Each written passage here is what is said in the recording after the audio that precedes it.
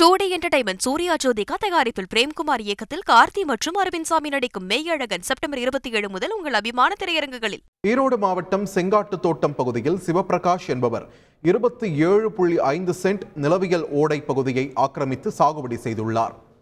இந்த நிலையில் நீதிமன்ற உத்தரவின் பேரில் ஆக்கிரமிப்பை அதிகாரிகள் அகற்ற முயன்ற நிலையில் ஆக்கிரமிப்பாளர் சிவபிரகாஷ் தனக்கு முறையான அறிவிப்பு வழங்கவில்லை என்று தெரிவித்தார். மேலும் காம்பவுண்ட் சுவரை இடித்தால் டீசல் ஊற்றி தீ வைத்துக் கொள்வதாகவும் அருகில் இருந்த கிணற்றின் காம்பவுண்ட் சுவர் மேல் ஏறி நின்று கிணற்றில் குதிப்பதாகவும் கூறினார். இருந்தபோதிலும் போலீஸ் பாதுகாப்புடன் ஆக்கிரமிப்புகள் அகற்றப்பட்டன.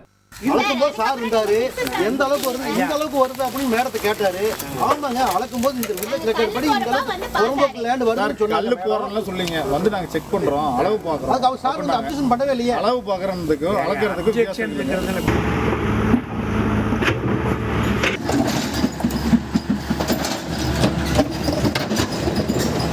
சார் வாங்க பேசிக்கலாம் வாங்க சார்.